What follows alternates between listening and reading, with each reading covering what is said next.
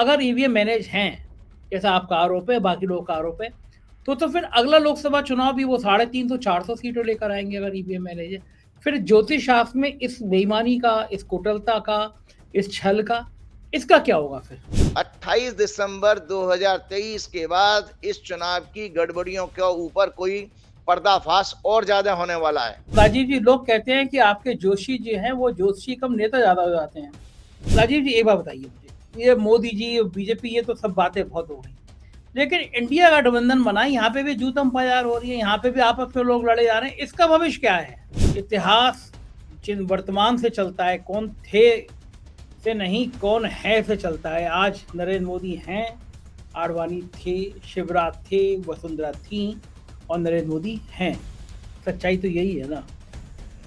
कोई बात नहीं है, मैंने ये कहा ना, इनफाइटिंग आप लिख के रख लीजिएगा। अभी भी मैं दर्शकों के लिए एक भविष्यवाणी छोड़ रहा हूँ, ये इनफाइटिंग मरेगी नहीं, ये इनफाइटिंग बढ़ेगी। अब साइलेंट होकर के बीजेपी ही डैमेज करने वाली है।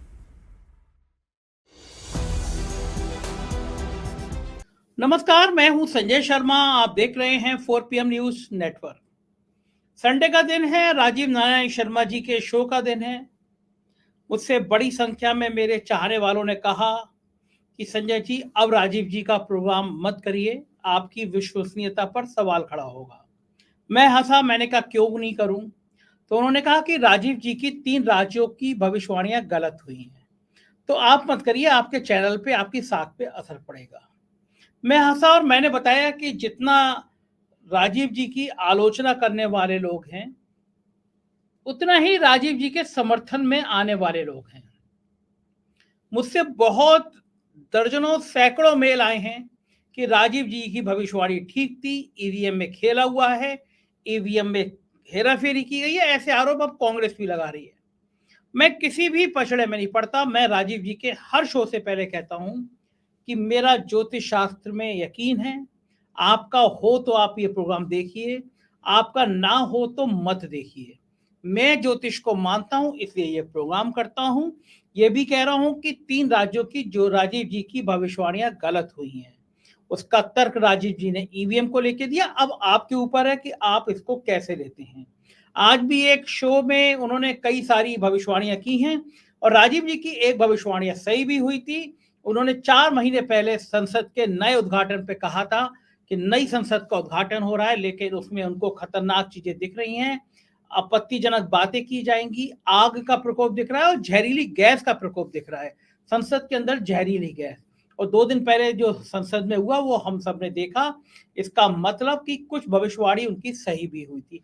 मैं इन पचड़े में नहीं पड़ रहा। मैं फिर कह रहा हूं, अगर आपको यकीन हो तो आप ये शो देखिए, यकीन ना हो तो मत देखिए। लेकिन मेरी एक बात, अनुरोध आपसे, हमारा चैनल जैसा है आप देखते हैं, हम सरकार की आंख में आंख डाल के सवाल करते हैं। एक रिक्वेस्ट ऐसा आपसे है, अगर आपको 4 PM अच्छा लगता है तो थोड़ी सी हमारी मदद कीजिए। चैनल के नीचे ज्वाइन बटन है, इस ज्वाइन को बटन को दबाइए, आप भी चैनल को ज्वाइन करिए और बाकी लोगों से भी कराइए। आपकी थोड़ी सी मदद हमें एक मजबूती देगी। हम चलते हैं सीधे राजीव जी के पास। आज के शो में बहुत जबरदस्त भविष्यवाणी की है उन्होंने, इंडिया गठबंधन को लेके और इस सरकार के भविष्य को लेके। चलते हैं राजीव जी के पास, सुनिएगा और मेरा ज्वाइन बटन दबाना भूलिएगा मत। स्वागत है राजीव जी 4 PM न्यूज नेटवर्क में आपका। और ज्योतिष भी सट्टे के बाजार की तरह हो गई, कुछ गलत कुछ सही। आपकी राज्यों की भविष्यवाणी गलत निकली, लेकिन एक भविष्यवाणी सही निकल गई। मैं चाहता था कि वो भविष्यवाणी सही ना निकले। आपने कहा था कि ये जो नई संसद बनी है, ये इसकी जो शुरुआत हुई है, ये बड़े अशुभ काल में हुई है और इसमें बहुत ज्यादा अभद्र भाषा का प्रयोग होगा, मारपीट हो सकती है, आग दिख रही थी आपको इसमें, और एक आपने कहा था जहरीली गैस भी। हमने अपने दर्शकों को वो अपना पिछला वाला वीडियो दिखाया है, उसका लिंक भी पड़ा हुआ है नीचे, कि आपने लगभग 3-4 महीने पहले कह दिया था कि आपको संसद में जहरीली गैस भी दिखाई दे रही है। तो मेरे को ये मेरे दिमाग के मेरे एंटीने से ऊपर निकल गई कि भाई नई संसद है, इसमें कहाँ गैस आ जाएगी और कहाँ। लेकिन वो बात आपकी सही हुई, बाकायदा लोग कूदे, और कूदने के बाद उन्होंने गैस का, स्मोक बम ही कह सकते हैं उसको, पटाखा कह सकते हैं, लेकिन कुछ सांसदों ने कहा कि ये जहरीली गैस जैसी थी, उनकी आंखों पर असर पड़ा। तो कम से कम ये बात मैं मानूंगा, ये सही हुई, यानी कुछ गलत कुछ सही। लेकिन बताइए, मुझे बताइए कि आपको इन गलत और सही के बीच में आपको कैसा लग रहा है? देखिए ऐसा है संजय जी, आपने बिल्कुल ठीक कहा कि दरअसल हम लोगों की कुछ मानसिकता ऐसी हो गई है कि ज्योतिष के सही अर्थ को जान ही नहीं पाए हैं। ज्योतिष बेसिकली एक संकेत देती है, ग्रह नक्षत्र बात कर रहे हैं, कर्म तो मनुष्य को करने हैं। तो जो संसद जो आपकी आप जो है ना एग्जैक्टली 3 महीने पहले की भविष्यवाणी है कि 19 सितंबर 2023 को 1:16 पर संसद की कार्रवाई शुरू हुई है नई बिल्डिंग की, ठीक है? उसी समय की जो कुंडली मैंने दर्शकों को आपके दिखाई थी और आपने प्रोग्राम में भी दिखाई, मैं फिर दोबारा दर्शकों को दिखा रहा हूं कि ये अग्नि तत्व का लग्न बना धनु और 10वें घर में जो वर्किंग का होता है 10वां घर, उसमें दो अग्नि तत्व के ग्रह भी आ गए, मंगल और शनि, वो सॉरी मंगल और सूर्य। उसके अलावा चंद्रमा केतु के साथ पीड़ित था। याद रखिएगा केतु को जो पॉइजनस गैस जो माना गया वो केतु को माना गया, इसीलिए मैंने वो बात पॉइजनस गैस की कही थी क्योंकि चंद्रमा उस दिन केतु के साथ था। तो आप देखिए हम लोगों ने क्या है, हमारी दरअसल देश में चुनाव को बहुत बड़ी हाइप दे दी गई है। ऐसा लगता है चुनाव के इर्द गिर्द ही सारी दुनिया घूम रही है, जबकि प्रैक्टिकली आप देखिए कि चुनाव 3 राज्यों की भविष्यवाणी थी, लेकिन ये भविष्यवाणी पूरे नेशनल क्या नाम है लेवल की भविष्यवाणी है। नॉट ओनली नेशनल लेवल की, बल्कि आप सोचिए पूरे वर्ल्ड में आपकी इमेज पर धक्का लगा है, क्योंकि एक नई पार्लियामेंट बिल्डिंग आपने बनाई, अंग्रेज बना के गए थे 100 साल पहले। आपने बड़े ताम झाम के साथ 7 स्टार वाली पार्लियामेंट बिल्डिंग बनाई। एक ज्योतिषी उसको राइट फ्रॉम बिगिनिंग से अटैक कर रहा है कि भाई इसकी जो पूजा पाठ भी करी है वो भी गलत समय पे की। आपने इतना ढोंग रचा, उसमें डंडे की पूजा कर रहे हो आप। पता नहीं कहां से वो तमिलनाडु से डंडा ले आए, उसे अरे मोदी डंडा जी ले। नहीं है, वो डंडा नहीं है, पवित्र वो है राजदंड या कुछ, आप उसकी मजाक उड़ा रहे हो उस डंडे की। नहीं नहीं, मैं इसलिए कहता हूं, मैंने तो कहा कि हमारे कहीं हिंदू शास्त्रों में इस तरह की पूजा का कोई विधान नहीं है, पहली बात, क्योंकि इस एक चीज को। सेकंड राजीव जी, आप जिसको डंडा कह रहे हैं, हमारे प्रधानमंत्री जी, यशस्वी प्रधानमंत्री जी, उसके आगे लेट गए तो डंडे के आगे पूरा संसद के अंदर लेट के डंडे के आगे और कहा राजदंड है ये, और पता नहीं कौन कौन सा इतिहास बता दिया, आप केवल उसको डंडा ही इस्तेमाल कर रहे हैं।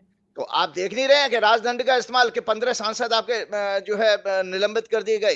भाई संसद में हो क्या रहा है? आप अपनी आवाज उठा रहे तो आपको निलंबित कर दिया जा रहा है। डंडा कब होता था? हम लोग जब छोटे छोटे स्कूल में पढ़ते थे ना, तो जो टीचर जो है शैतान बच्चों के लिए डंडा रखता था, तो डंडा कंट्रोल करता। आज आप देखिए कि दोनों ये स्पीकर हैं, लोकसभा के स्पीकर और राज्यसभा के उपसभापति जो उपराष्ट्रपति भी हैं, किस तरह की वो भाषा इस्तेमाल कर रहे थे भाई साहब। वो तो खड़े हो गए अपने आसन पर, और वो जो टीएमसी के सांसद को किस तरह से उन्होंने फटकार लगाई है, जैसे बिल्कुल सड़क छाप गुंडागर्दी में आ गए हो उपराष्ट्रपति।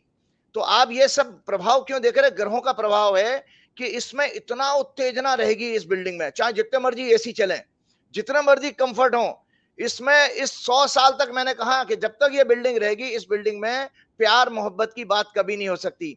कभी भी आप ये देखिए, दो सत्ता पक्ष और विपक्ष में हमेशा युद्ध जैसी वातावरण बना रहेगा। अब 15 सांसद आपने निलंबित कर दिए हैं, तो आपने देखिए बुद्धिमान आदमी स्पीकर का रोल क्या होता है? सिचुएशन को डिफ्यूज करना, उसको शांत करना, उसको तो टेम्परामेंट नीचे लाना चाहिए। स्पीकर तो कह रहा है कि नहीं ये बाहर है और देश की सुरक्षा के लिए, मतलब नाना प्रकार की आपने ऐसी बातें करी, वो सब डंडे की पूजा का प्रभाव है जो आपने देखेंगे। शास्त्र विहीन पूजा, भगवान ने कृष्ण ने ये कहा है कि शास्त्र विहीन पूजा का दंड मिलता है, चैप्टर 17 में कहा गया है भगवान ने। तो जो हमारे शास्त्रों में नहीं है पूजा पाठ, उसको आप कहां से ले आए हैं? किसी राजा का दंड कभी तमिलनाडु में कोई पूजा पाठ हुई होगी? तो ये राज तो है नहीं, ये तो प्रजातंत्र है। इस प्रजातंत्र में प्रजा ही जो है बेसिकली राजा होती है। प्रजा अपने कंफर्ट के लिए एक 5 साल के लिए सरकार चुनती है, उस सरकार के हिस्से ब्यूरोक्रेसी और बाकी एजेंसियां होती हैं। तो जनता को उसको मिलना चाहिए, लेकिन आप 15-15 10-10 लाख के रिप्रेजेंटेटिव पब्लिक को रिप्रेजेंट करने वाले सांसदों को आपने ऐसा बाहर कर दिया, वो डंडा ही दिखाया है आपने। तो भाई डंडे जैसी घटनाएं आगे और भी होने वाली हैं। मतलब इस तरह की घटनाएं और भी होने वाली। लेकिन मैं एक चीज पूछना चाहूंगा, आपने जो कहा था मुझसे 3-4 महीने पहले कि संसद में आप जहरीली गैस देख रहे हैं, वो कैसे आपने कहा? क्योंकि जब पटाखे छूटे वो गैस सी निकली एक, वो आपने किस अनुमान पे कह दिया? मैंने अभी बताया था ना कि देखिए इस कुंडली में धनु लगन की 1:16 की कुंडली थी। किसी पत्रकार ने, मैंने अपने पिछले प्रोग्राम में भी कहा था, वो उन्होंने मुझे टाइम भेज दिया था। वो उन्होंने टाइम 1 बज के कुछ मिनट का भेजा, मैंने कहा नहीं वो समय दीजिए जिस समय कार्रवाई शुरू होती है। तो कार्रवाई 1 बज के 16 मिनट पे हुई। तो धनु लगन बना था। धनु लगन वैदिक ज्योतिष के अनुसार अग्नि तत्व का लगन है और एग्रेसिव साइन माना गया बृहस्पति का। इसमें 10वें घर में जो है आपके वो मंगल और सूर्य आ रहे हैं। तो इस कुंडली में जो चंद्रमा है जो हमारा इमोशंस और माइंड का कारक है, वैदिक ज्योतिष में मून को माइंड का सिग्निफिकेटर कहा गया। हमारे इमोशंस हैं, फीलिंग्स हैं, हमारा परसेप्शन है, वो देखिए केतु के साथ है इसमें, इस कुंडली में। उस दिन 19 सितंबर को ये केतु के साथ था। तो केतु को गैस माना गया है वैदिक ज्योतिष में, और बैक्टीरियल जो पानी से होने वाली जो बीमारियां हरियां होती हैं वो राहु को माना गया है। या राहु के माना पॉइजन जो पानी में दिया जाता है खाने पीने की चीजों में, उसको राहु से माना गया है। तो एटमॉस्फेयर में अगर कोई पॉइजन होगा, जो गैसियस चीज पॉइजनस गैस है, वो केतु से। तो इसके कारण मैंने ये बात कही थी कि चूंकि चंद्रमा उस दिन केतु के साथ था, तो ये पॉइजनस गैस की बात मैंने कही है। क्या ये इस तरह की आशंका हम और भी संसद में देख सकते हैं? आपने कहा था बिजली की स्पार्किंग, आगजनी गैस, क्या ये ईश्वर ना करे, ये क्या प्रकोप आगे भी दिख रहे हैं क्या? बिल्कुल बिल्कुल दिख रहे हैं। इसलिए दिख रहे हैं क्योंकि ये जब जन्म हुआ इस संसद का, हम उसको जन्म मानते हैं कि भाई संसद बनी और संसद का जन्म कब हुआ, तो जन्म इसी समय पर हुआ। ये कुंडली जब तक संसद रहेगी तब तक वैलिड रहेगी, याद रखिएगा। जैसे हमारी आपकी कुंडली होती है, तो इस संसद का जब भी इतिहास लिखा जाएगा, जन्म 19 सितंबर 2023 को 1 बज के 16 मिनट पे माना जाएगा। तो आपकी जो है जन्म से ही ग्रह नक्षत्र तो बन गए। अब इसके अंदर आपको मैं बता देता हूं कि खुदा ना खास्ता अगर वो जो है सच्ची बम होते, तो 150 सांसद थे उस दौरान। और वो आपको पता पूरा चैम्बर है ये, इसमें कोई भागने के लिए ज्यादा रास्ते नहीं है। इन्होंने बहुत ही जैसा डिजाइन फॉल्ट है, मैं टीवी में अखबार में पढ़ रहा था कि एंट्री और एग्जिट गेट वीआईपी एक ही कर दी है उन्होंने पब्लिक की और उसकी। तो आप उसमें अगर जरा सी भी पॉइजनस गैस होती तो कितने सांसद मरते, इसका आपको अनुमान नहीं है। और दूसरा बात यह है कि आपने संदेश क्या दिया। आप तो कहते थे कि ऐसी संसद बनाई है हमने कि परिंदा भी पर नहीं मार सकता। यहाँ तो आदमी खुलेआम सीटों पर कूद रहे हैं। और आपको बता दें 2001 से भी ज्यादा बड़ी घटना है ये। इसको बीजेपी सीरियसली नहीं ले रही है या दिखाना नहीं चाहती जनता के सामने। याद करिए संजय जी, मैंने टीवी पे देखा था गोलियां चलते हुए, 2001 की बात बता रहा हूं, जब संसद पर अटैक हुआ था। प्रमोद महाजन जिंदा थे, उसमें प्रमोद महाजन ने दरवाजे बंद किए हैं। उस दौरान आतंकवादी अंदर हॉल में नहीं घुस पाए थे। इस बार लोग अंदर घुस गए हैं और कूद रहे हैं। मतलब ये चीजें तो विचित्र हुई है जो दुनिया के किसी संसद में आपको देखने को नहीं मिलेगी। तो इसका मतलब है आप ये सब चीजें क्यों हुई हैं, तो एक ज्योतिषी ने पहले से इस गणना को देखा। और एक बात बता देता हूं, मेरा दावा है विश्व का कोई भी ज्योतिषी इस तरह की भविष्यवाणी करने का साहस नहीं करेगा। और दूसरा, कभी उसका थॉट नहीं जाएगा, क्योंकि उसको कोई फीस और पैसा तो मिल नहीं रहा इसमें। ये तो मेरा पैशन है इस ज्योतिष के प्रति। ये राज्यों की भविष्यवाणी को जितना हमारे दर्शक जो है बहुत महत्व दे रहे हैं, वो तो मैनिपुलेशन हुई है, वो मैंने पहले अपने प्रोग्राम में कह ही चुका हूं, उसको प्रूव भी करूंगा। दूसरा बात यह है कि राज्यों से बड़ी घटना है, आपके देश का संसद है और इतिहास लिख गया इस घटना का। जब जब इतिहास लिखा जाएगा तब लिखा जाएगा कि मात्र संसद के उद्घाटन के 3 महीने के अंदर ऐसा कांड हुआ। और लगातार कांड होते जा रहे हैं। पहले सांसद ने अभद्र भाषा यूज की, फिर उसके बाद जब अभी संसद शुरू हुआ तो अपने महिला सांसद को बाहर कर दिया, उसको जो टीएमसी की सांसद है उसको सस्पेंड किया आपने। तो लगातार आप दंडात्मक कार्रवाई क्यों करोगे, वहां पर राजदंड रखा हुआ है। आप दंडात्मक कार्रवाई इसलिए करें, डंडा रख रखा है आपने। वो हमारे यूपी में तो कहते हैं सोटा। और जो है हमने हरियाणा के किसी बंदे से बात करी थी, किसी आईपीएस अफसर से, तो वो कह रहे बोले आचार्य जी हमारे यहाँ वो उसको कहते हैं क्या नाम है, उसको कहते हैं क्या नाम, लठ। तो वो तो लठ रख रखा है वहां पे आपने। तो लठ क्यों रखा भैया, ये तो नई पॉलिसी बनाने का स्थान है। डिस्कशन हो, डिबेट्स हो, नई चर्निंग हो नॉलेज की, वहां पर न्यू पॉलिसीज बने, लोग सौहार्द के साथ रहें। वो सौहार्द तो कभी होगा नहीं, याद रखिए, कभी नहीं होगा। मैं आज दर्शकों के लिए फिर बात बता रहा हूं, ये बिल्डिंग को बंद करना पड़ेगा ताला मार के। अगली सरकार, मेरी हाथ जोड़ के रिक्वेस्ट है कि अगली सरकार जो भी चुन के आए, इस संसद को डिस्कार्ड करे, इसको म्यूजियम बना दे। क्योंकि इस संसद में कभी भी सौहार्द, शांति, प्यार, मोहब्बत की बातें कभी नहीं हो पाएंगी, क्योंकि मूल ही गलत हो गया है इसका। गजब बात आपने कही। और राजीव जी, जब आपकी वो राज्यों की भविष्यवाणी गलत थी तो आपने ये बात कहा था कि आपका लॉजिक ठीक था, लेकिन आपने इशारा किया कि ईवीएम मैनेज हुई। उसके जी बाद में कांग्रेस लगातार इस मूवमेंट को उठा रही है। कांग्रेस के अलग अलग लोग बता रहे हैं कि ईवीएम मैनेज हुई। दिग्विजय सिंह ने ट्वीट भी किया कि एक प्रत्याशी ने के समर्थक ने वोट डालने के अगले दिन बता दिया था कि कांग्रेस के प्रत्याशी को 77,000 और बीजेपी वाले को 93.3 मिलेंगे, और जब रिजल्ट आया तो लगभग बिल्कुल यही वोट मिले। तो हैरान थे लोग कि भैया कि ये पहले कैसे पता चल गया। तो अब बड़े फोरम पे इस बात के लिए धांधली की बात है, और सुप्रीम कोर्ट ने भी आदेश किया है हाई कोर्ट को इसकी जांच के लिए, जो मुद्दे अलग अलग धांधलियों के आ रहे हैं। तो आपका लॉजिक था कि आपकी भविष्यवाणी ठीक थी, लेकिन बेईमानी हुई है, और बेईमानी से चुनाव जीते गए हैं। लेकिन मैं कहूँगा, ये आपसे पूछना चाहूंगा, अगर ईवीएम मैनेज हैं जैसा आपका आरोप है, बाकी लोगों का आरोप है, तो फिर अगला लोकसभा चुनाव भी वो 350-400 सीटों लेकर आएंगे अगर ईवीएम मैनेज है। फिर ज्योतिष शास्त्र में इस बेईमानी का, इस कुटिलता का, इस छल का, इसका क्या होगा फिर? हाँ, बहुत अच्छी बात आपने कही। देखिए, ऐसा है कि स्टेक होल्डर कौन है चुनाव के में? जनता और पॉलिटिकल पार्टीज, और पॉलिटिकल पार्टीज के अलावा सरकार, सरकार की एजेंसियां, उनको काम करना है। ज्योतिष को वेदों का नेत्र माना गया है। हमारे डे टू डे लाइफ में आंखें क्या करती हैं? देख ही तो सकती हैं, आंखें हाथ वाला काम तो नहीं कर सकती। तो एक्शन तो आप लोगों को करना, जो स्टेक होल्डर है। ज्योतिषी ने बताया कि भाई इलेक्शन में ये किसी भी तरह की मैनिपुलेशन कर सकते हैं, तो जो पॉलिटिकल पार्टीज थी उनको चौकन्ना होना चाहिए था। जो इसमें षड्यंत्र में शामिल हैं, षड्यंत्र क्यों हुआ उसका तो मैंने पहले ही कहा था। चूंकि भारत की कुंडली जो है टॉरस लगन की कुंडली है, 2 नंबर कुंडली, इसमें ये इलेक्शन छठवें घर से देखा जाता, लड़ना लड़ाना, फाइट करना, और ये इसमें राहु केतु थे, और ये 28 नवंबर तक रहे हैं ट्रू राहु केतु। तो इलेक्शन के प्रोसेस को जो है, राहु केतु को मैंने आपके पिछले प्रोग्राम में भी एक राहु केतु के ऊपर बात करी थी कि राहु केतु छल कपट है, मैनिपुलेशन, छल कपट, जुआ, ड्रग्स का व्यापार करना और झूठ बोलना, ये सब राहु की टेंडेंसी, नेचर मानी गई राहु और केतु की। तो राहु केतु चुनाव की प्रोसेस को प्रभावित कर रहे थे। ये एक्सेस इंडिकेट कर रही थी कि चुनाव में गड़बड़ी होगी। अब इलेक्ट्रॉनिक, और आपको बता दें मॉडर्न वैदिक ज्योतिष के अनुसार राहु केतु का टेक्नोलॉजी का कारक भी माना गया। जो कंप्यूटर टेक्नोलॉजी है ना, वो इसी से राहु केतु से देखी जाती है। इसी तरह की घटना आप लोगों को, आप एक इंटरेस्टिंग बात आपके दर्शकों को लिए फिर लेकर के आया हूं कि लोकसभा का जो चुनाव, मैंने पिछली बार कह दी थी, आज मैं प्रूफ लेकर के आया हूं, ये कुंडली जरूर दिखाइएगा। लोकसभा का चुनाव 2019 का भी ईवीएम के जरिए मैनिपुलेट हुआ था। ये कुंडली 11 अप्रैल 2019 की है। 11 अप्रैल 2019 की कुंडली देख लें दर्शक। इस कुंडली में जो प्रजातंत्र का कारक वैदिक ज्योतिष में शनि को माना गया है, शनि यहां पर केतु के साथ, और बृहस्पति भी पीड़ित हैं, मंगल की दृष्टि मिल रही है इसमें, और शुक्र की, शनि की तीसरी दृष्टि शुक्र को जा रही है। तो शुक्र जो है भारत की कुंडली में इलेक्शन का हाउस का स्वामी है, छठवां घर इलेक्शन का होता है।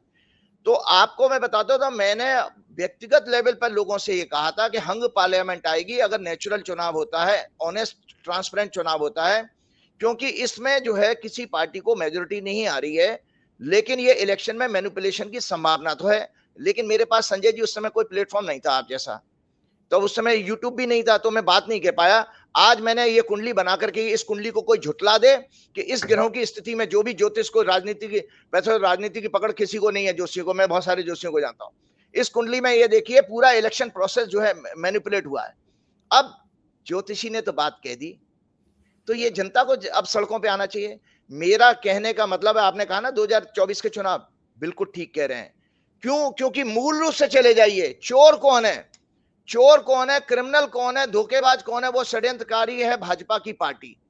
क्योंकि भाजपा की कुंडली में ये फिर भी प्रयास करेंगे, होगा नहीं होगा मैं आपको बता दें, नहीं अभी नहीं कर पाएंगे, क्योंकि बृहस्पति इस समय जो हमारी 6 बारे की एक्सिस है इंडिया की चार्ट में, वो राहु केतु से मुक्त हो गई है।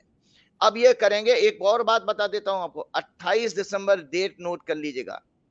28 दिसंबर 2023 के बाद इस चुनाव की गड़बड़ियों के ऊपर कोई पर्दाफाश और ज्यादा होने वाला है, तेजी से होगा, जितना आप देख रहे हैं उससे ज्यादा होगा। मतलब अच्छा। पब्लिक इसमें जो जिन्होंने किया उनके नाम सामने आना शुरू हो जाएंगे, वो लोग चाहे वो अफसर हो चाहे कोई भी। मैंने तो पहले ही कहा था कि भाई सारे पीएमओ के अधिकारी और सारे इलेक्शन कमिश्नर को अपने अपने रामलीला मैदान में आके बच्चों की कसम खा ले कि हमने चुनाव हैक नहीं किया, खाए बच्चों की कसम। तो मैं आप मेरे को तब क्वेश्चन मार्क उठाइएगा। अरे आराम से कसम खा लेंगे, अफसरों को, नेताओं को कोई नहीं कसमों नहीं से नहीं कोई। नहीं, वो नहीं है बड़ा। और देखो एक और बात बताता हूँ, एक दर्शकों के लिए जानकारी के लिए और आपके लिए नई जानकारी लेके आता हूँ, किस तरह से चुनाव हैक हो रहा है, किस तरह से चुनाव मैनेज हो रहा है। एक बहुत बड़े आईएएस अधिकारी ने, जो पीएमओ में काम करते थे, उन्होंने बताया था कि 2015-16 में नरेंद्र मोदी जी दरअसल हमारे जो जितनी भी पॉलिटिकल पार्टियां हैं, पॉलिटिकल लीडर हैं संजय जी, उनसे 20 साल आगे हैं टेक्नोलॉजी की समझ में। 20 साल आगे हैं। आपके अखिलेश वखिलेश मायावती और ये ममता बनर्जी, इनको अता पता भी नहीं है। कांग्रेस में थोड़ा सा जरूर विजडम है इस चीज का, लेकिन टेक्नोलॉजी का यूज जो नरेंद्र मोदी जी 2005 से करते आ रहे हैं, वो बिल्कुल अनमैचेबल है। तो आपको जानकारी के लिए बता देता हूं कैसे चुनाव हैक हो रहा है। चीफ सेक्रेटरी भी बाईपास हो जाता है स्टेट का। इन्होंने क्या किया था, उन्होंने पीएमओ के अधिकारी ने मुझे बताया था कि हमने एक ऐसा सिस्टम लिंक किया है कि पीएमओ से अपने इंडिया का लास्ट डिस्ट्रिक्ट तक कनेक्ट हो गया है टेक्नोलॉजी से। सुनते जाइए ध्यान से हाँ कि हाँ। अगर लखीमपुर खीरी नेपाल बॉर्डर का कोई जिला है, वो डायरेक्ट कनेक्टेड है टेक्नोलॉजी के जरिए पीएमओ से। पीएमओ का एक अधिकारी वहां से डायरेक्शन दे सकता है, चीफ सेक्रेटरी यूपी को कोई अता पता भी नहीं होगा। तो जब ये आपके इलेक्शन होते हैं, तो जो लास्ट आवर में जो गड़बड़ियां क्या हो रही है, ईवीएम की तो एक बात है ही, कई कई स्तर पर जो है मैनिपुलेशन हो रही है। जो लास्ट आवर में वोटिंग होती है उसकी परसेंटेज बढ़ जाना, वो क्वेश्चन मार्क है। इसके अलावा जब काउंटिंग हो रही होती है, तो पीएमओ का कोई भी अधिकारी, वहां पर एक वॉर रूम खुला हुआ है पीएमओ में, और पीएमओ का अधिकारी वहां से मॉनिटर करता रहता है कि वोटिंग की क्या किसके ज्यादा जा रहे हैं, किसके कम जा रहे हैं। वहां से डायरेक्शन जा सकती है, क्योंकि वो प्रोजेक्ट ऑलरेडी इंप्लीमेंट कर चुके हैं नरेंद्र मोदी जी। इतनी सेंट्रलाइज कर दी है उन्होंने गवर्नमेंट कि आपका कोई भी चीफ सेक्रेटरी, कोई भी चीफ मिनिस्टर के हाथ में कुछ नहीं है, वो डायरेक्ट डीएमसीओ को वहां से मैसेज जा सकता है। तो वो जो आपने देखा ना कि जो इलेक्शन के रिजल्ट पलट दिए जाते हैं कुछ जो मार्जिन वाली सीटों के, वो कहीं ना कहीं से कोई डायरेक्शन दे रहा है और कोई उसको करवा रहा है। ये खुलेआम आपके सामने हो रहा है। तो अच्छा, ऐसी ये तो अवस्था। टेक्नोलॉजी का इतना बेहतर इस्तेमाल जानते हैं प्रधानमंत्री, तो अच्छी बात है। नहीं, लेकिन देखिए देश के साथ धोखा तो हो रहा है। देखिए देश की जनता क्यों सोती जा रही है। देखिए मूल रूप से आपको संजय जी समझना चाहिए, उत्तर भारत के लोग जो है, हमारे जो संघ है और भाजपा ने पैर कहां पसारे, उत्तर भारत में। दक्षिण ने तो रिजेक्ट कर दिया। उसका एक साइकोलॉजिकल रीजन है। साइकोलॉजिकल रीजन यह है कि जब मुस्लिम जो इन्वेडर आए थे, वो अफगानिस्तान से आए थे। अब इतिहास की बात कर रहा हूं, अफगानिस्तान से होते हुए, जम्मू कश्मीर होते हुए, पंजाब होते हुए, और ज्यादातर शासन उनका उत्तर भारत में रहा है संजय जी, उत्तर सुन रहा भारत हूँ। में रहा है। तो जी। उत्तर भारत में शासन उनका रहा है, और दक्षिण तक वो ज्यादा पहुंच नहीं पाए थे। दक्षिण भी नहीं गए और पश्चिम की तरफ भी नहीं जा पाए। महाराष्ट्र वगैरह में थोड़ा बहुत विरोध हुआ, ये मुस्लिम्स। इसी तरह अंग्रेजों का तो लगातार उत्तर भारत जो है सप्रेशन में रहा, मतलब गुलामी में रहा। तो हमारे अंदर एक फियर साइकोसिस आ गई है, तो जिसका बखूबी जो है आरएसएस ने बहुत अच्छा इस्तेमाल किया कि इसमें समाज के अंदर उन्होंने डर फैलाया कि भाई मुस्लिम तुम्हारे ऊपर कब्जा कर लेंगे, ये कर लेगा, वो कर लेगा, ये विदेशी ताकतें तुम्हें खा जाएंगी। तो हम डर के मारे एक एक आइडियोलॉजी, एक विचारधारा से जुड़ते चले गए। जबकि दक्षिण में देखिए विवेक है। दक्षिण में जितना संस्कृति के प्रति जो है लगाव है, अपनी देश की संस्कृति के प्रति, उत्तर भारत में नहीं है। इसका एक और उदाहरण बताता हूं। एक डीजीपी साहब रिटायर हुए थे तमिलनाडु से, वो उत्तर भारत के थे। मैंने उनसे पूछा, मैंने कहा मैंने ये बताइए डीजीपी साहब कि दक्षिण और उत्तर के लोगों में आपको क्या अंतर दिखता है। तो बोले आचार्य जी, दक्षिण के लोग बहुत सीधे भोले होते हैं। वो अपनी संस्कृति से इतने जुड़े हुए हैं कि देखिए उनका चीफ मिनिस्टर हो या बड़ा उद्योगपति हो, वो लुंगी और कुर्ता ही पहनेगा। और दूसरा बात है, उनके यहाँ घर के आगे, हर घर के आगे रंगोली सस्ती है। स्त्रियां भी जो है मेकअप करके बिंदी लगाएंगी, चोटी बनाएंगी, गजरा लगाती हैं। तो संस्कृति का जो है वहां पर बहुत अच्छा जो है उनको उन्होंने उपयोग भी किया है और दिखाते भी हैं। जबकि उत्तर भारत में हमारे यहाँ सिवा हुड़दंगा करने के, जय श्री राम करने के कुछ नहीं। जबकि ना तो हनुमान चालीसा आता होगा, ना इन्होंने कभी गीता हाथ में लेके देखी होगी, ना कभी उपनिषद का नाम सुना होगा, ना इनको जो है रामायण पता है। लेकिन हल्ला करने वाली ये जनता है। और आपको बताऊं, आरएसएस का, मुझे किसी एक प्रचारक ने बताया था कि आरएसएस का सबसे बड़ा जो कार्यालय, जो गढ़ था, वो केरल बनाया, लेकिन केरल में आज तक भी एक सीट नहीं जीत पाए, एक एमएलए नहीं बना पाए आरएसएस वहां पर। तो ये उत्तर भारत में क्यों हो रहा है? जो हिंदी बेल्ट, हिंदी पट्टी कहते हैं 320 सीटों को, ये बेसिकली फियर साइकोसिस के लोग हैं। और इन लोगों को मैं हाथ जोड़ के आग्रह करना चाहता हूं कि आप या तो उन्हीं के वंशज हो जिनके कारण आपका देश गुलाम 700 साल रहा। याद रखिए, हर देश काल पात्र की बात बता रहा हूं संजय जी। जब आप अपना विवेक खत्म कर देते हो, आपके अंदर लालच आ जाता है, ग्रीड आ जाता है, लोभ आ जाता है, तो आप देखिए गुलामी आपके लिए तैयार खड़ी है। उस समय जब मुसलमान आए थे तब भी आपके हिंदू राजाओं ने समर्पण किया था उनके आगे, और उनके साथ खूब मलाई खाई है सत्ता की, खूब जम के खाई है। राजस्थान में भी बहुत थे। इसी तरह अंग्रेज जब आए, अंग्रेजों को भी तलवे चाटने वाले बहुत सारे लोग मिले थे। तो क्या ये जो अंधभक्त हैं, क्या उसी उसी वंश के हैं क्या? क्योंकि जो अपना विवेक खो चुके हैं कि सत्ता एक पूरी तरह से कब्जा कर ली गई है। एक पैटर्न देखिएगा, ये प्रमोद महाजन जी होते थे। भाजपा जो है, असली भाजपा जो अटल जी, आडवाणी जी और वाजपेयी जी ने जो बनाई थी, उसका असली उत्तराधिकारी प्रमोद महाजन हुआ करते थे। कि उससे खूबसूरत पर्सनैलिटी, नरेंद्र मोदी जी तो उसकी पर्सनैलिटी के आगे कुछ भी टिकते भी नहीं है। लेकिन एक आज जब आने वाली सरकारें इस पे कभी जांच कराएं, पता लगेगा। अप्रैल 2006 में उनकी हत्या हो जाती है।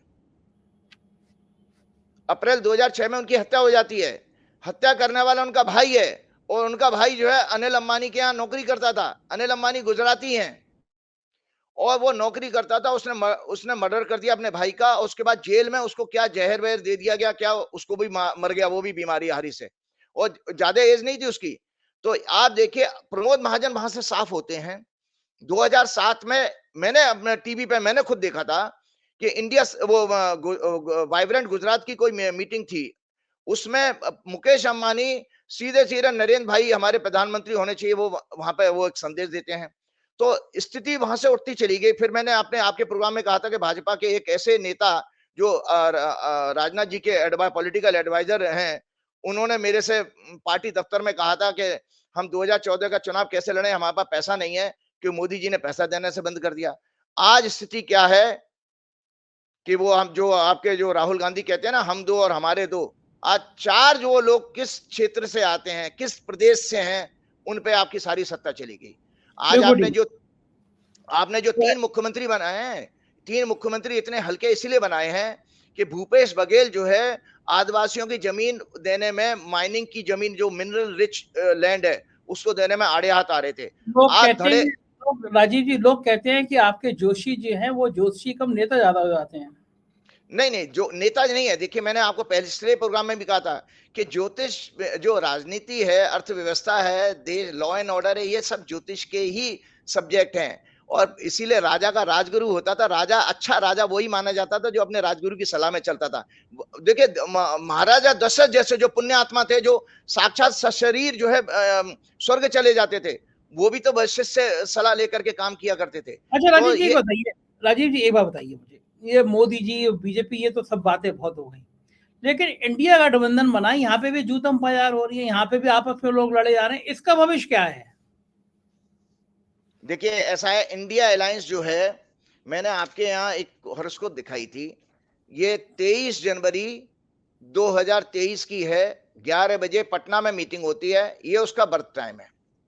ये सिंह लगन की कुंडली बनी है, और सिंह लगन होता है स्थिर लगन। तो मैं दर्शकों को बता, देखिए, जैसे ही आपके 3 राज्यों के चुनाव जब आए थे, तो आपके गोदी मीडिया ने चलाना शुरू कर दिया, इंडिया अलायंस की न्यूज निकाल रहे हैं और आपस में झगड़े हो रहे हैं, अखिलेश ने ये बयान दे दिया। ये सब प्लांटेड स्टोरी है, जो इनका परसेप्शन खराब करने के लिए, विपक्षी एकता का परसेप्शन खराब करने के लिए। भाई, मेरे घर में कुछ हो रहा है, बीजेपी को पेट में दर्द क्यों हो रहा है भैया? मेरे घर में कुछ भी हो, आप मेरे घर में क्यों झांक रहे हो? तुम जीत गए ना, तो अपनी सेलिब्रेशन करो। तो इसका अर्थ यह, आप अभी भी डरे हुए हो। आपने जो जिस तरह से धोखाधड़ी से जीत हासिल करी है, वो आपको रास नहीं आ रही है, इनसिक्योरिटी होती है। याद करिएगा, अपराध करने वाला व्यक्ति भी अंदर घबराता है, रात को दारू पी करके सोता है वो, क्योंकि उस थॉट को निकाल नहीं पाता है, वो ड्रग्स लेना शुरू कर देगा।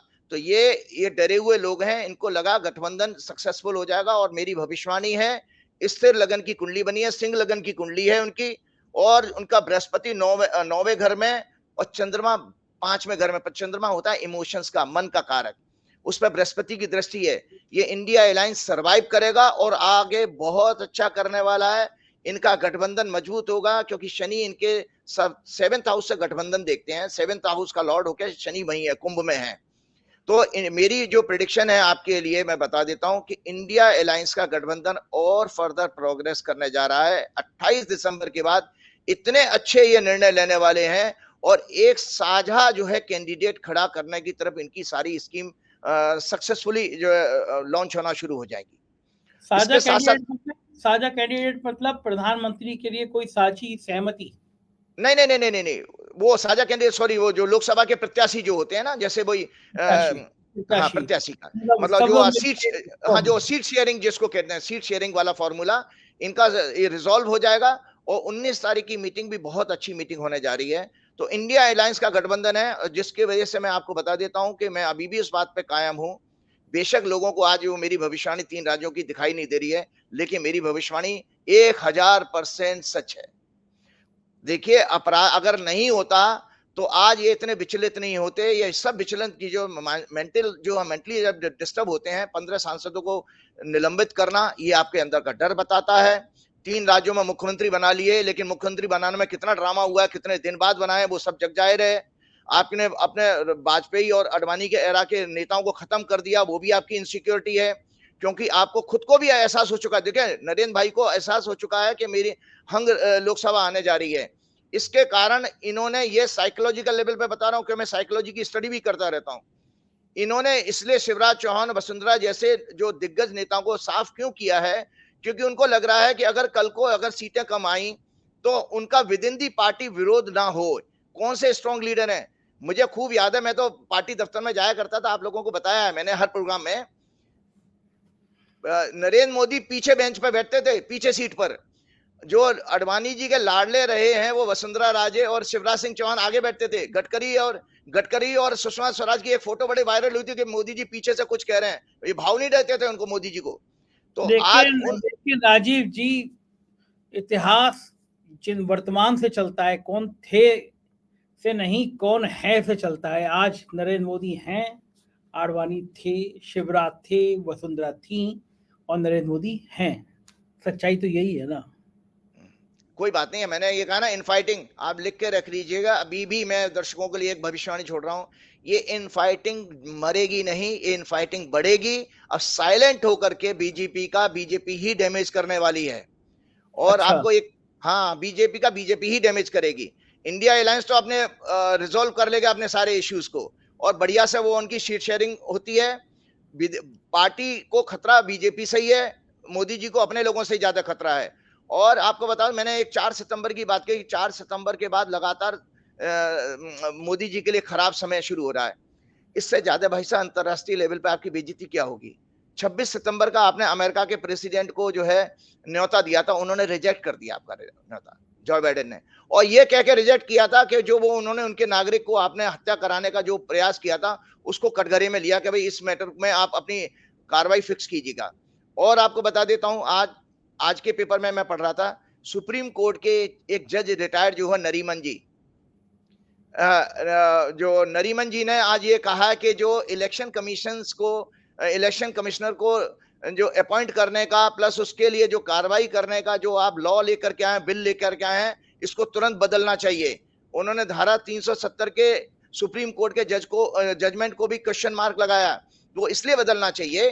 देखिए संजय जी, इसमें आपने ध्यान दिया होगा, इन्होंने एक लॉ ये बनाया कि इलेक्शन कमिश्नर चूंकि सुप्रीम कोर्ट के जजेस के लेवल पर आ जाते हैं, तो उनकी चुनाव के दौरान कार्रवाई की हुई कोई भी लिटिगेशन में नहीं जा सकती, उस पर एफआईआर नहीं हो सकती। इसका अर्थ आप समझा रहे हैं क्या होगा, क्योंकि इनको ये खबर लग गई है कि जो 3 राज्यों में गड़बड़ी हुई, मैंने खुद अपने प्रोग्राम में कई व्हाट्सएप के मैसेज लोगों को भेजा कि इन तीनों इलेक्शन कमिश्नर के खिलाफ क्रिमिनल केस फाइल होना चाहिए। तो उनको प्रोटेक्शन देने के लिए, सो दैट कि वो आगे अगले लोकसभा चुनाव में जम के जो है मैनिपुलेशन कर पाए, जम के धोखाधड़ी कर पाए, उनको आप शील्ड दे रहे हो, उनको प्रोटेक्ट करने के लिए ये कानून लेकर के आए हो। मेरी देश के सभी बड़े वकीलों से ये प्रार्थना है कि इस लॉ को तुरंत चैलेंज करें, लिटिगेशन फाइल करें कि ये जो है इनको जो प्रोटेक्शन इलेक्शन कमिश्नर को दिया जा रहा है, ये सरेआम देश की जनता के साथ, उनके मतों के साथ खिलवाड़ है, उनका अपमान है हमारी देश की जनता का। बिल्कुल ठीक बात है राजीव जी, आज आपने बहुत अच्छी बातें बताई। अंत में जरा आपके मुंह से बजरंगबली वाला वो 2 लाइनें मुझे बड़ी अच्छी लगती हैं। देखिए ऐसा है, मैंने पिछली बार आपके प्रोग्राम में भी कहा था कि मैंने एक डिप्रेशन का शब्द लिया था, होता क्या है संजय जी, जब लोग आपने भी देखा होगा, आपके पास भी मैसेज आए होंगे, जब 3 राज्यों की भविष्यवाणी ठीक नहीं हुई, लोग हताश होने लगे। और कुछ लोग हैं, ऐसा नहीं सारा देश खराब नहीं है, कुछ ज़्यादातर परसेंटेज हमारी अच्छे लोगों की भी है, वो बड़े निराश हो गए। और दरअसल जो हमारी मिडिल क्लास है, वो बहुत जल्दी निराश हो जाती है।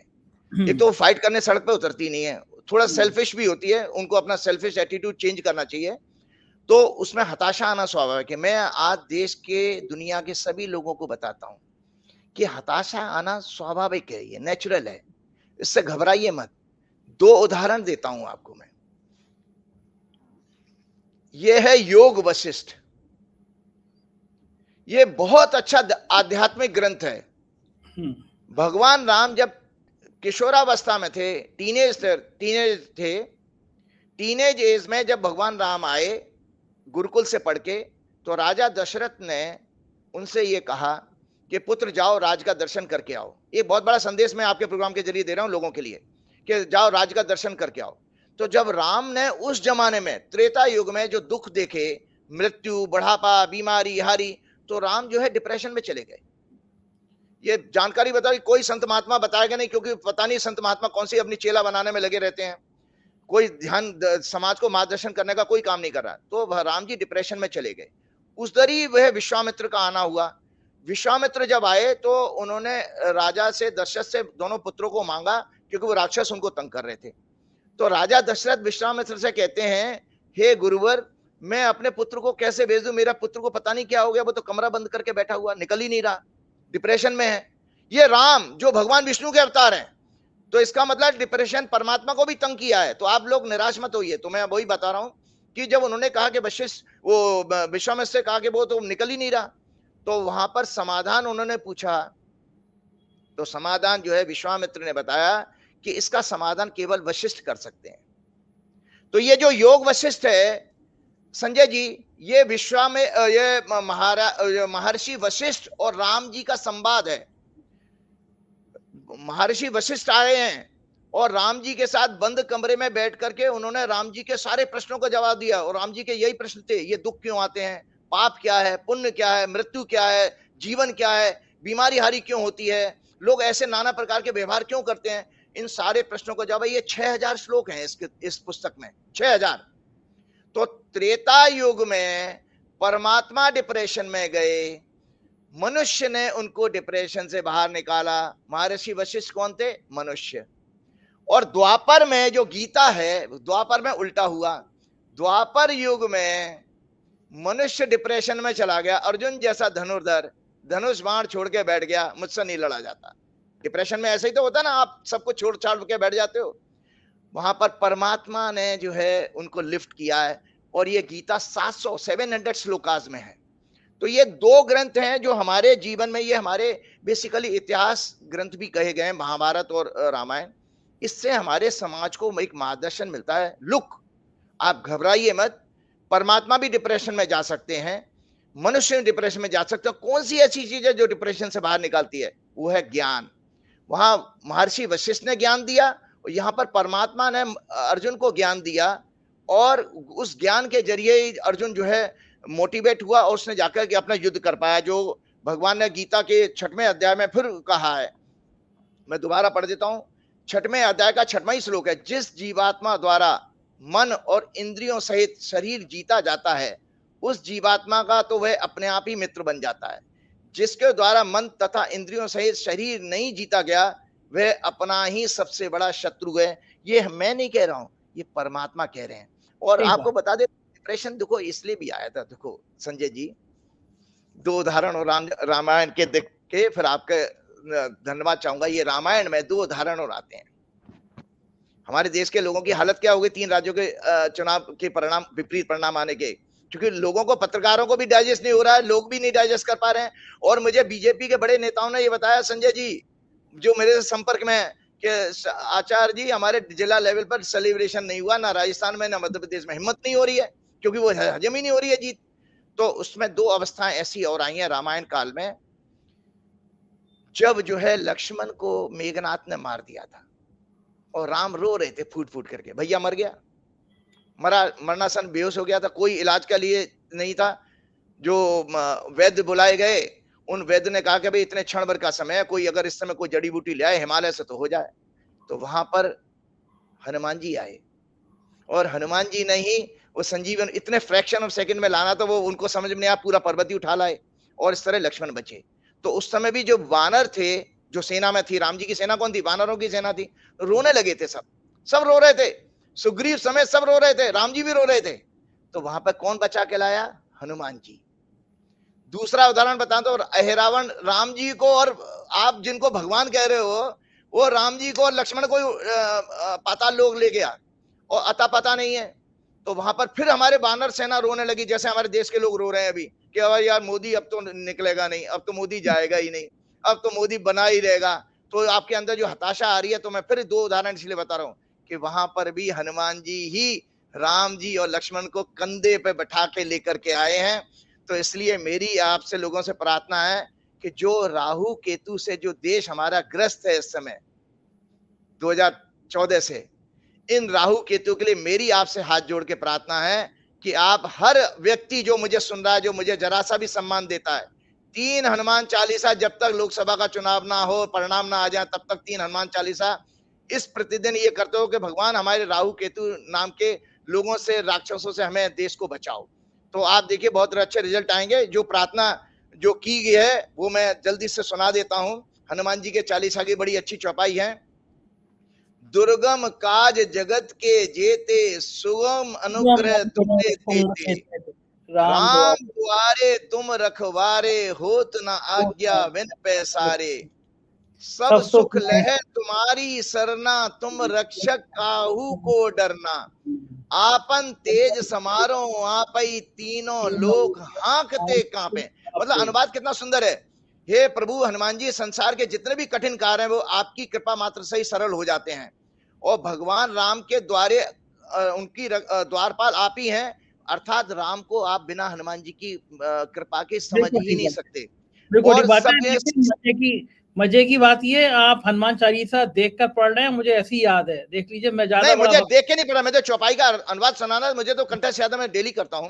तो मैं इसलिए बात बता रहा हूं कि ये जो डिप्रेशन जो है, बेसिकली हमारा मून जो है वैदिक ज्योतिष में सिग्निफिकेटर है माइंड का। It is the significator of mind, its strength और weakness reflect the state of mind, it signifies our attachment, feelings, emotional reactions, mental compatibility with others. तो ये जो है मन केवल भक्ति से मजबूत किया जा सकता है। एक छोटा सा उदाहरण, और पाखंडी लोगों के लिए थोड़ा सा मुझे करना है। आपने देखा हो बहुत सारे लोग, मेरे दोनों हाथों में कोई अंगूठियां नहीं है। मेरे से इतने हजारों लोगों ने आपके प्रोग्राम के बाद जब मेरे से जो कंसल्ट करते हैं वो पूछते हैं नग बता दो कोई, मैं मना करता हूं कोई नग नहीं काम करता है। आपके प्रोग्राम के जरिए आज एक बहुत बड़ा संदेश देना जा रहा हूं कि सत्य क्या है, ज्योतिष क्या कहती है। इसीलिए ज्योतिष बदनाम हुई कि लोगों ने जब माल बेचना शुरू कर दिया, ज्वेलर घुस गए उसके अंदर। इसी तरह से एक ये रुद्राक्ष की माला मैं दिखाता हूं। ये रुद्राक्ष की माला, जब मेरे पास पैसे नहीं होते थे, ये रुद्राक्ष की माला में संजय जी बताऊं, इसमें जो रुद्राक्ष हैं करीब 1.5 लाख रुपए की कीमत के हैं। अरे बाप रे। इनको, हाँ, इसमें एक जो 14 मुखी रुद्राक्ष है, ये अकेला ही आज की डेट में 45-40 हजार रुपए का है। जो इसको कहा गया है, इनकम टैक्स वाले आ जाएंगे कल? नहीं, वो आ जाने तो वो ले जाएंगे, तो वो मोमेंट को दे दूंगा, गिफ्ट कर दूंगा। तो ये इन रुद्राक्ष को पहनने के बहुत सारे संत महात्मा देखे ना, वो कपड़े के ऊपर रुद्राक्ष पहन लेते हैं, दिखाते हैं, जबकि रुद्राक्ष का मतलब त्वचा से संपर्क होना चाहिए। लेकिन मैं इसलिए बताना चाह रहा हूं कि इन चीजों से नहीं होता है। जो ज्योतिष शास्त्र के महान ग्रंथ हैं, ये महर्षि पाराशर प्रथम जो है, जो वर्तमान जो ज्योतिष को उन्होंने नाम दिया, इतने सारे ग्रंथ में आपको दिखा, ये चमत्कार चिंतामणि है, ये आपके जातक भरनम है, ये क्लासिकल किताबें हैं, और ये जातक तत्वम है। आज लोगों के लिए ये भी ज्योतिष का महान ग्रंथ है। ये मानसागरी है, जो माइंड से रिलेटेड सारी जो है जितनी भी वैदिक ज्योतिष है, वो चंद्र कुंडली की इससे ज्यादा व्याख्या होते हैं। ये मैं दिखाने का मतलब क्या था, आप भटकिए मत इन सब चीजों से। इन किताबों में कहीं भी नग का, मुझे तो कहा गया मैं 2 नग उतार दीजिए। देखिए मेरे पास नहीं है ना, मैं तो दुनिया का मार्गदर्शन कर रहा हूं, वह दुनिया भर से 20-22 कंट्रीज से लोग मेरे से कंसल्टेशन ले चुके हैं। क्योंकि इन किताबों में, इन ज्योतिष के जो महान ग्रंथ है, क्लासिक ग्रंथ कहे जाते हैं, इनमें कहीं भी ग्रह की गति को, ग्रह के द्वारा जो कर्मों के फल मिलते हैं हमको, उसको रोकने के लिए कोई नग नहीं बताए गए हैं, कोई रुद्राक्ष नहीं बताए गए हैं। वहां पर केवल कहा गया है शरणागति। जब आप पूरी तरह शरणागति भगवान के आगे जाते हैं तभी भगवान आपका मार्गदर्शन करते हैं। इसलिए ये कर्मा एंड रीबर्थ की किताब है। ये बेसिकली जो कुंडली है वो आपके कर्मों का खाता है, वो स्क्रिप्ट है जो भगवान ने ये आपके लिए बात लिखी सही है। है। मैं एक बार मैं स्वामी रामदेव का इंटरव्यू कर रहा था, तो रामदेव ने मुझसे कहा, मैं अंगूठी पहने हुआ था, तो मैं बहुत सालों से पहनता हूँ ये पन्ना डायमंड, तो करीब 10-12 साल से पहनता हूँ। तो रामदेव ने कहा, देखो संजय जी, आप तो पहने हुए हो, मैं कोई कलावा, कोई अंगूठी, कोई शनि शुक्र, मैं कुछ नहीं मानता। तो रामदेव कुछ नहीं पूजा पाठ करते हैं। देखिए रामदेव तो संत है, ये अपने आप में प्रश्न चिन्ह लग जाता, लेकिन ये बात जरा मेरे इसलिए बताना था, बीइंग ए ज्योतिषी, इस चीज को मुझे ही क्लेरिफाई करना था, क्योंकि लोग जब मुझसे पूछते हैं मैं मना करता हूँ, लोग सोचते हैं कि यार इनको ज्योतिष आती ही नहीं है शायद, इसीलिए। मेरे साथ प्रधानमंत्री भी नहीं पहनते, मैंने भी उनके हाथ में अंगूठी नहीं देखी। लेकिन प्रधानमंत्री तांत्रिक वो कलावा पहनते, प्रधानमंत्री ने कभी भी हमारा वो लाल रंग का वो कभी कलावा उनके हाथ में नहीं देखो, वो तंत्र पूजा कराते हैं, वो तंत्र विद्या में ज्यादा विश्वास रखते हैं। और तंत्र विद्या वाला आपको अगले प्रोग्राम में एक जाते जाते एक और बात बता देता हूं मैं, बहुत बड़ी चौंकाने वाली बात, एक वीवीआईपी कुंडली के बारे में अगले प्रोग्राम में अगले इतवार को कहने जा रहा हूं, जिनके लिए बहुत बड़ी खराब समाचार जनवरी के पहले हफ्ते के बाद आने वाली है। अभी मत कहिए, अगले संडे को इंतजार करिए। शुक्रिया हाँ, राजीव जी, बहुत सारी बातें अगले संडे को राजीव जी खुलासा करेंगे, इंतजार करिए। शुक्रिया आपका राजीव जी, धन्यवाद। तो ये थे राजीव नारायण जी, उन्होंने बताया कि किस तरह राजनीति कहाँ जा सकती है, क्या भविष्य हो सकता है, क्या क्या खेल हो सकता है। मुझको यकीन है आपको ये चर्चा पसंद आई होगी, अपनी राय से अवगत कराइएगा। शुक्रिया, थैंक यू।